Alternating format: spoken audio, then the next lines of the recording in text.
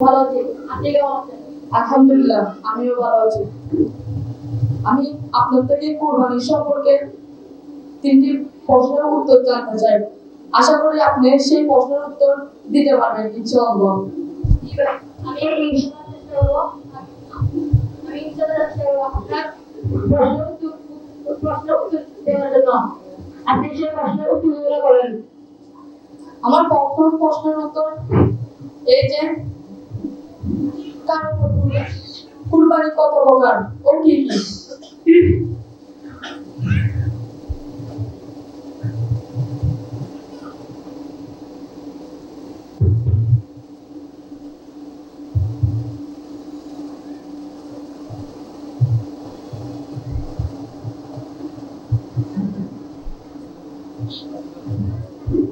কুরবানি কত প্রকার ও কি কি? দুই প্রকার।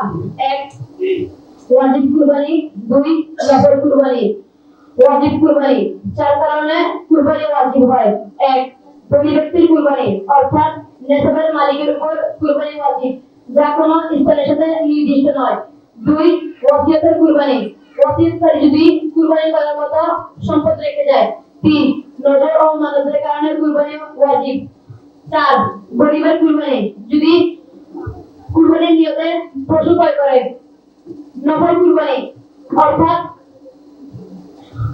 ওয়াসিয়তৃত, যদি কোনো মৃত ব্যক্তির পক্ষ থেকে বা অন্য কারোর পক্ষ থেকে যদি কুরবানি করা হয়, তাহলে তা নফল কুরবানি হিসেবে গণ্য করা হবে। আমার দ্বিতীয় প্রশ্ন, কুরবানি কার উপর ওয়াজিব?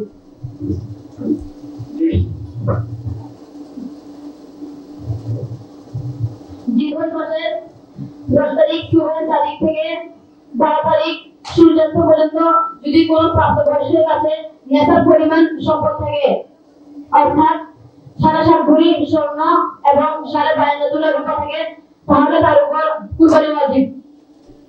আমার তৃতীয় প্রশ্ন, নেশাবের মেয়াদ কতদিন?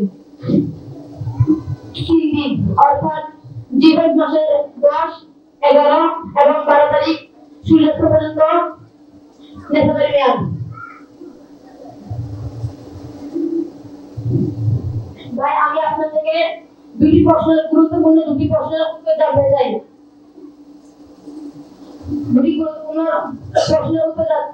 প্রশ্নগুলো হলো, কুরবানির বিধান সম্পর্কে কুরআন মাজিদে আল্লাহ তাআলা কোন কোন আয়াত বর্ণিত করেছেন সেগুলো বিস্তারিত বলুন।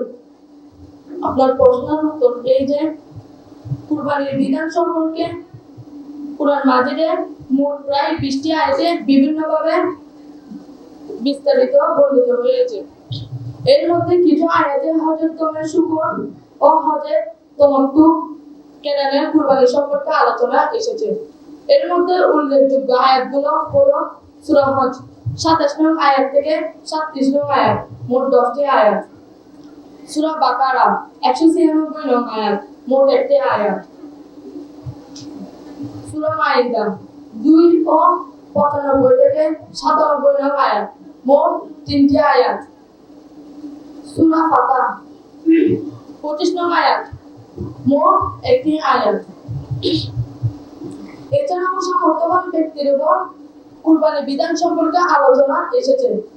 সূরা আনআম 162 নং আয়াত থেকে 163 নং আয়াত, মোট 3টি আয়াত।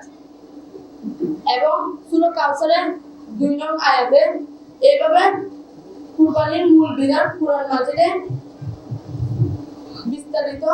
বিভিন্ন স্থানে বিস্তারিত আলোচনা এসেছে। আমার দ্বিতীয় প্রশ্ন, তাকবীরে তাশরিক কি? আপনার দ্বিতীয় প্রশ্নের উত্তর এই যে তাকবীরে তাশরিক হলো হজ ও কুরবানির দিনগুলোতে আল্লাহর বরত্ব ঘোষণা করার জন্য বিশেষ একটি তাকবীর। এটি জামাতে বা একা ফরজ নামাজের পর করা হয়। এটি আল্লাহর জিকির ও কৃতজ্ঞতার প্রকাশ।